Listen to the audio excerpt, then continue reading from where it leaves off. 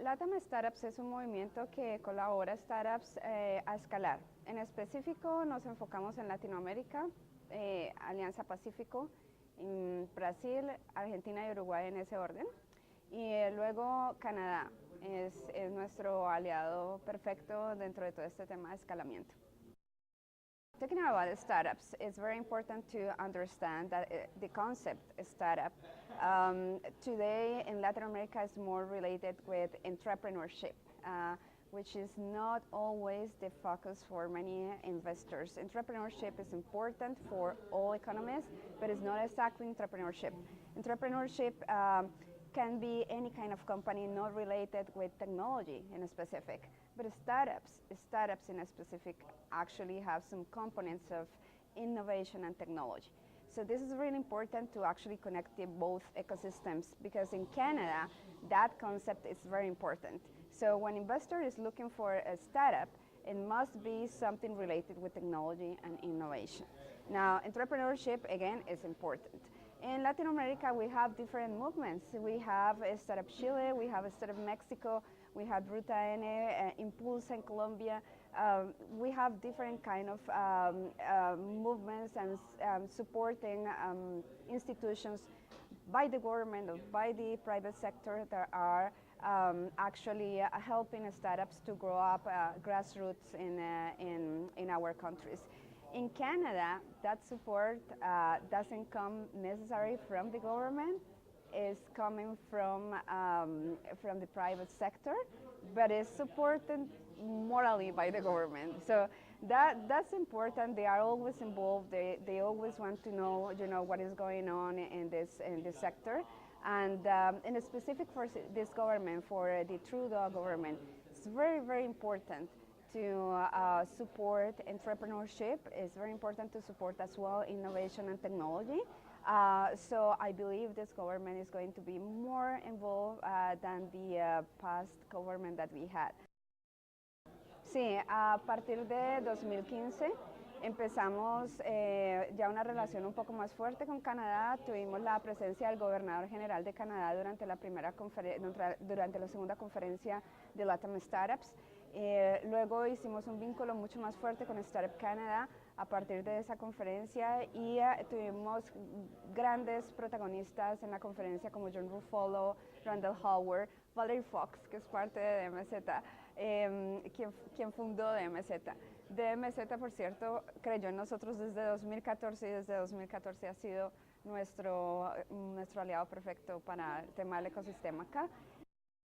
So our advice always for Canadian companies is that first, look at the Pacific Island countries.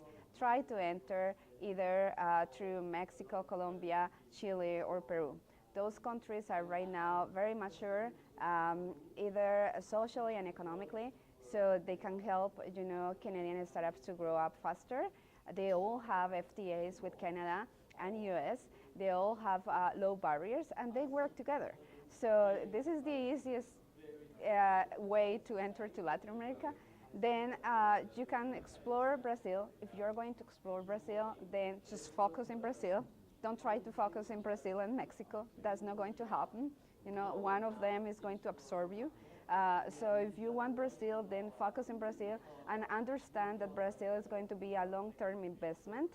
It's not going to happen in 1 year, 2 years, or 3 years that you're going to have a client.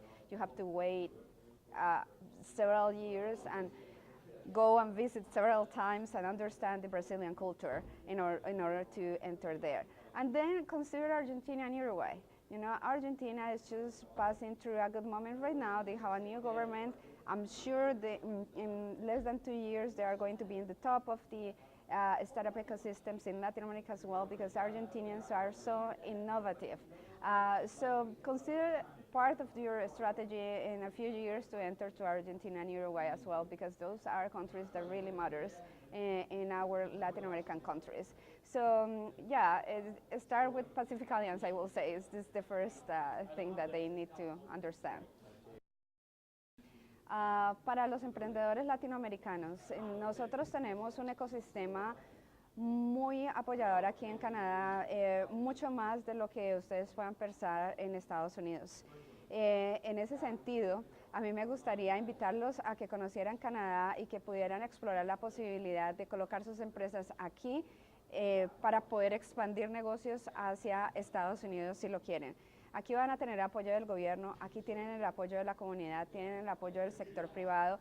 Es mucho más amigable que Estados Unidos en muchas áreas y es mucho más factible que puedan salir adelante con todos esos apoyos empezando sus negocios aquí en Canadá. No estamos muy lejos de Estados Unidos, estamos a 1 hora de Nueva York, estamos a 1 hora y media de Chicago.